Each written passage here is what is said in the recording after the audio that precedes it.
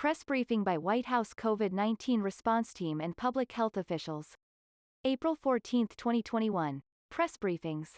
Via teleconference. 11:12 a.m. Eastern Daylight Saving Time. Mr. ZIENTS, good morning. Thank you for joining us. Today I will discuss the implications of the FDA and CDC's decision to pause the Johnson & Johnson vaccine administration, and also provide an update on our accelerating vaccination program. Then I'll turn it to Dr. Walensky for an update on the state of the pandemic and on the Johnson & Johnson pause, followed by Dr. Fauci, who will also provide his perspective on J&J. As you know, yesterday, the FDA and CDC announced that out of an abundance of caution they have recommended a pause in the use of the Johnson & Johnson vaccine as they review data involving 6 reported U.S. cases of a rare and severe type of blood clot in individuals after receiving the J&J vaccine. I want to be clear that this announcement will not have a significant impact on our vaccination program. The J&J vaccine makes up less than 5% of the more than 190 million recorded shots in the arms in the U.S. to date. The president has always said that we are at war with the virus. And as such, we have mobilized a wartime effort so that we're prepared for a range of scenarios and contingencies. This is why the president took aggressive action earlier this year to move up manufacturing, production, and delivery schedules for both the Pfizer and Moderna vaccines and to secure enough Pfizer and Moderna doses for 300 million Americans by the end of July. Over the last few weeks, we've made more than 25 million doses of Pfizer and Moderna available to states, tribes, and territories and through federal channels each week. In fact, yesterday, we announced that this week we will make 28 million doses of Pfizer and Moderna available. And as we've done from the beginning of this administration, we will continue to get supply out the door as soon as it's available. Importantly, this means we have more than enough supply of Pfizer and Moderna vaccines to continue the current pace of vaccinations, meet the president's goal of 200 million shots by his 100th day in office, and continue to reach every adult who wants to be vaccinated by the end of May.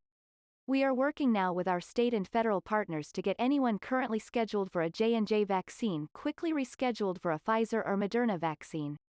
We're seeing this take place across the country. The president has committed to the American people that his administration will always lead with science, tell the truth, and give Americans the facts as we know them. Over the past 24 hours, we've been working to provide clear information to the public related to the J&J pause, engaging state and local health officials, governors, community leaders, clinicians, and medical experts. And our public health officials will continue to appear on television, radio, and social media to communicate directly to the American people so Americans have the latest information and answers to their questions and the opportunity to learn more about the safety and the efficacy of the vaccines and the importance of getting vaccinated. Stepping back, building vaccine confidence and increasing access to vaccination is central to our efforts to put this pandemic behind us. That's why we've invested $3 billion to help states and community-based organizations build vaccine confidence, particularly in the hardest-hit and highest-risk communities. We are getting fact-based messaging and resources into the hands of trusted local messengers. And it's why we are making data on the state of the pandemic publicly available, holding these regular press briefings, and are committed to sharing the facts at every turn.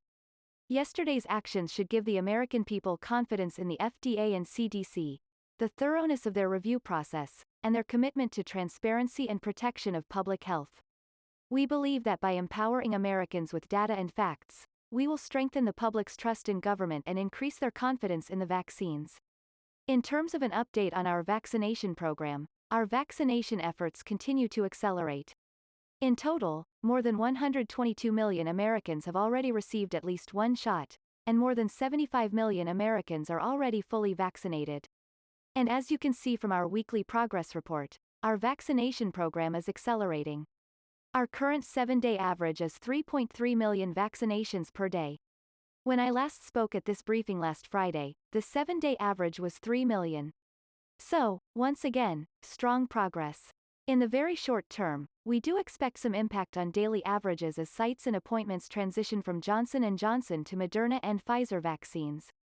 However, I want to be clear that we have more than enough Pfizer and Moderna vaccine supply to continue or even accelerate the current pace of vaccinations and meet the president's goal of 200 million shots by his 100th day in office. In closing, we still have a lot of work to do. As the president has said, the war against COVID-19 is far from won. And we need everyone to do their part. So, please wear a mask, socially distance, and get vaccinated when it's your turn. With that, I'll turn it over to Dr. Walensky. Dr. Walensky. Dr. Walensky, thank you so much. Today, I would like to discuss what's on everyone's mind. Our recent announcement to recommend a pause on administering the Johnson & Johnson vaccine at this time. But, first, I do want to share with you where we are in the context of the pandemic. Yesterday, the CDC reported 61,000 new cases of COVID. As such, CDC's most recent data show the 7-day average of new cases has continued to increase, now 6% over the 7-day period with a 7-day average of 67,530. Hospital admissions also continue to increase. The most recent 7-day average, a little over 5,400 admissions per day, is also up 6.8% from the previous 7-day period. And unfortunately, there were also 569 deaths again yesterday. Now I want to switch topics to the decision we made yesterday to pause administration on the Johnson & Johnson vaccine. I have always told you I'm going to tell you the truth and I'm going to lead with science. And today is, once again, one of those moments. CDC and FDA were alerted to 6 cases of rare types of blood clots, called cerebral venous sinus thrombosis, that occurred in combination with low levels of platelets, or a condition known as thrombocytopenia. 2 individuals with these blood clots also had clots in their abdominal cavity or the veins of their gastrointestinal tract. The cases were reported to the Vaccine Adverse Events Reporting Systems, known as VAERS, which is a system that CDC and FDA co-manage to serve as an early warning system to monitor the safety of vaccines. All 6 individuals with these clots were women between the ages of 18 and 48, and their symptoms presented 6 to 13 days after they were vaccinated with the Johnson & Johnson vaccine. These reports of cerebral venous sinus thrombosis and thrombocytopenia are similar to reports of thrombotic events with thrombocytopenia seen in Europe after vaccination with the AstraZeneca vaccine. In the European cases, both men and women presented with the blood clots, though they were more frequent in women. The AstraZeneca and Johnson & Johnson vaccines both use an adenovirus vector. These vaccines are different from the Pfizer and Moderna vaccines, which are mRNA-based vaccines. And to be very clear, these types of reactions, blood clots in combination with low platelets, are not being seen with the authorized vaccines from Pfizer and Moderna. I want to take a step back and explain how these events fit into what we know about the Johnson & Johnson vaccine. Our latest data shows that we have administered more than 7.2 million doses of Johnson & Johnson vaccine and have yet observed only 6 of these cases. Right now, we believe these events to be extremely rare, but we are also not yet certain we have heard about all possible cases, as this syndrome may not be easily recognized as one associated with the vaccine. CDC and FDA are working rapidly to investigate each case and understand whether there is a causal relationship between these blood clots and vaccine administration. The decision to pause administration of Johnson & Johnson vaccine was made specifically for 3 reasons. First, we want to alert the healthcare providers to be on the lookout for these rare events post-vaccination and to make sure that they are treating patients appropriately. It is imperative for healthcare workers to know that the treatment of these clots is different than our current standard of care. While we would typically treat blood clots with a medication called heparin, heparin and its derivatives should definitively be avoided in the treatment of these clots while an investigation of the cause is ongoing. Second, there may be additional cases to report. We want people who have received a vaccine and their healthcare providers to be aware of these events and report them to the CDC and FDA through the VAERS system. And third, the pause will allow our independent committee of scientific experts to review the safety information on this vaccine and these events to determine their significance. Today, at 1:30, CDC will convene the Advisory Committee on Immunization Practices, or ACIP, to discuss the safety data around the Johnson & Johnson vaccine. Convening the ACIP during a deliberation such as this is part of our standard process to ensure we are gathering the best expert advice. During the meeting, ACIP will review the safety profile of the Johnson & Johnson vaccine based on all of the available evidence. They will analyze the clinical information around these 6 events post-vaccination and others that are reported, and once able to review the best available evidence, deliberate on potential updates to the vaccine recommendations and uses of the vaccine. I know the information we have presented may be very concerning to Americans, especially those who have already received the Johnson & Johnson vaccine. For people who have received the vaccine more than a month ago, the risk of a blood clot is exceptionally low. For people who received the vaccine, meaning recently, meaning within the last few weeks, they should be aware of their symptoms and immediately seek medical assistance with any symptoms of concern. But also, I want to reiterate to this group. Even in this group, these events are extremely rare. Symptoms of a cerebral venous sinus thrombosis or other associated severe blood clot might include a severe headache, abdominal pain, leg pain, or shortness of breath, all leading to an emergency department visit. Importantly, we have 2 other vaccines that are authorized for use in this country. Again, we are not seeing these events with the other 2 vaccines, with Pfizer and Moderna. People who have vaccine appointments to receive mRNA vaccines should keep their appointments, and we will work with our partners across the country to reschedule those who are intending to get the Johnson & Johnson vaccine. I want to share with you my confidence in the system that we have in place. Jointly, CDC and FDA were able to identify these rare events and act quickly to alert healthcare providers and the public. This demonstrates that the safety systems we have in place are working. We will continue to monitor vaccinations and adverse events across this country. This pause will allow us to accelerate reporting of possible adverse events from healthcare providers across the country and to all of you. As we obtain more data and can carefully review each case, we will be able to provide the best recommendations and appropriate next steps given the current context of the COVID-19 pandemic and our broader immunization efforts. We are committed to following the science and ensuring complete transparency as we pursue this investigation. As our promise, we are going to tell you what we know when we know it. And with that, I will turn things to Dr. Fauci. Dr. Fauci. Thank you very much, Dr. Walensky. What I'd like to do is just spend a minute or so just adding one aspect of this discussion that we have been questioned on fairly intensively over the last 24 hours, and that is the issue of whether or not this action on the part of the CDC and the FDA will actually make the issue of vaccine hesitancy even a more difficult problem as people see what's going on here and then they essentially, extrapolate that to the issue of hesitancy not only for this vaccine, but for all the vaccines that are available.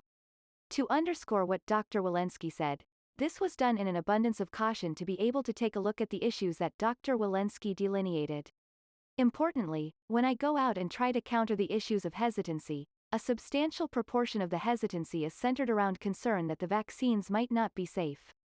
I've addressed this many times on this briefing. For example, the question, "You did this so quickly, in 11 months, it usually takes years. Is there a real problem here? Did you cut corners? And did you not pay enough attention to safety?" The fact that, following the EUA, we have continued to follow very carefully any possibility of adverse events, I believe, is the other side of the coin of hesitancy. It should reinforce, in those individuals, how we take safety so seriously. So as opposed to looking this as a negative safety issue, it could be looked at as a positive issue, where they know that when we let a vaccine be available and give it a go-ahead to be put into the arms of the American people, we do it with a considerable degree of confidence as to its safety. So when I get asked questions about whether or not this has set us back from a hesitancy standpoint, I give the opposite of it, mainly what I've just explained. So, with that, let's get back to Jeff. Mr. ZIENTS. Thank you, Dr. Fauci. Thank you, Dr. Walensky.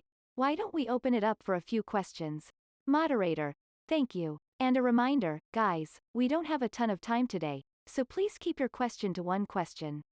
First, we will go to Cheyenne Hazlitt at ABC. Q. Hi, thanks for taking this question. I wonder, are you prepared to increase Pfizer or Moderna to states in the case that people are too concerned to go with J&J even if the pause is lifted? Mr. ZIENTS. So we are going to continue to allocate doses the way we've described in the past, which is based on states' population, adult population. There is plenty of supply in the system. For the last 3 weeks, we've distributed or made available more than 25 million doses of Pfizer and Moderna. This week we shipped out 28 million doses through our state and federal channels. So there is plenty of supply in the system of Moderna and Pfizer, including to replace J&J appointments with Pfizer and Moderna vaccine. And that's happening, as we speak, throughout the country. Next question. Moderator. Victoria Knight, Kaiser Health News. Q. Hi. Thanks for taking my question. My question is about vaccine passports. I know the federal government, you guys have repeatedly said you're not going to maintain a federal database, but does that mean you're just going to leave it up to every state to track it? What is your plan if people lose their vaccination cards? It just seems like it could become kind of a hot mess if someone is not overseeing everyone's vaccinations. Mr. ZIENTS. So, you're right. Let me be clear that the government is not now, nor will we be supporting a system that requires Americans to carry a credential. There'll be no federal vaccination database, no federal mandate requiring everyone to obtain a single vaccination credential. As these tools are being considered by the private and not-for-profit sectors, our interest is simple, and that's about protecting Americans' privacy and their rights so the systems aren't used unfairly. So we will make sure that, consumers' protections are first and foremost in the private and not-for-profit sector efforts. But there will be no federal government system in place. Next question. Moderator. Aaron Billups, Spectrum News. Q. Hi, thank you for taking my question. In light of new variants circulating and the need to vaccinate as many people as possible, what is the plan to combat growing vaccine hesitancy on the ground in the wake of the J&J pause? Does the CDC have plans to work with, say, community health centers and local governments and help them with this? Mr. ZIENTS. Why don't I go first there, and then, doctors Fauci and Walensky, if you want to add anything. I think you're absolutely correct that building vaccine confidence is critical to making sure Americans get vaccinated when it's their turn. And we have a robust campaign to increase vaccine confidence. We've allocated $3 billion to community-based organizations, as you point out, to increase vaccine access and confidence in hard-hit and hard-to-reach places. We built the COVID-19 Community Corps to get local leaders key information about the vaccines. All the research shows that people look to leaders in their communities for counsel and advice on issues like whether they should get vaccinated. And we're ramping up our targeted paid media efforts in multiple languages to increase confidence. Leading with science, as Dr. Fauci talked about, and giving Americans the facts they need is central to building that vaccine confidence. And I think yesterday's action should give the American people increased confidence in the FDA and CDC, the seriousness of the review process, and the steadfastness of their commitment to transparency. And we're already hearing from leaders, and, Dr. Fauci, you should comment on this, that, experts in the communities appreciate how the FDA and CDC are handling this situation with J&J. And that's, in fact, helping them to build confidence at the local level. Dr. Fauci, anything to add there? Dr. Fauci. Just one issue that's just very fresh in my mind, and that had to do with the COVID-19 Community Corps. Surgeon General Vivek Murthy and I addressed the group last night. They were on the Zoom, literally 2,000 people. Could you imagine that on Zoom? Laughs. In which we spoke about just what you're talking about. Explaining to them what has gone on and why they need to get out there as trusted members of the community and explain to people why this was done and why we feel that that's an important part of the safety that we like to guarantee whenever we get products into the arms of people. Mr. ZIENTS. Okay, next question. Moderator. Zeke Miller, AP. Q. Thank you all for doing the call. Jeff, I was hoping you might be able to address whether the administration was looking to purchase additional Pfizer or Moderna doses now because of this J&J pause, particularly given that now more of those doses will be going to adults to make up for the J&J doses and the promise of Pfizer getting an EUA in for teenagers. Is there a procurement process underway for that? And then, secondly, is there an estimate of if the Johnson & Johnson vaccine remains paused, how much slower the vaccination program will be, particularly in the May timeframe? You must be able to project out some estimate of what the impact would be in terms of when all adults would be vaccinated. Mr. ZIENTS.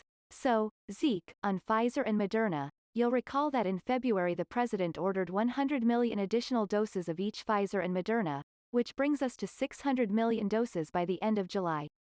That Pfizer CEO recently announced yesterday that he's actually accelerating that timeframe to mid-July. So that's enough doses to vaccinate 300 million Americans, so there's no further procurement underway in the moment. So there's plenty of Pfizer and Moderna doses on order and being delivered. Furthermore, we're doing everything we can to accelerate the delivery of those doses. And again, Pfizer announced that they'll deliver their first 200 of their 300 before their May 31st deadline. And I know Moderna is on track, and we're working with Moderna to do everything we can to accelerate those doses. I forgot, can you repeat your second question? Q. It was just, Is there an estimate, if the J&J vaccine remains paused, what the impact would be on the pace of, or the timeline by which you expect, Mr. ZIENTS? We don't expect any significant impact whatsoever, in that those numbers that I showed you, the accelerating weekly vaccinations, we can support that level of vaccination, and even more, with the current supply that we have of Moderna and Pfizer doses. Next question, please. Moderator.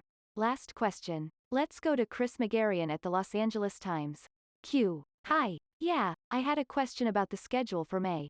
My understanding was that the president moved up the timeline for having enough doses to the middle of May, but you mentioned the end of May. Is that slipping a couple weeks because of the J&J situation? How would you characterize that? Mr. ZIENTS. There's no change. We've always talked about enough doses to vaccinate adult Americans by the end of May, and there's been no change in that.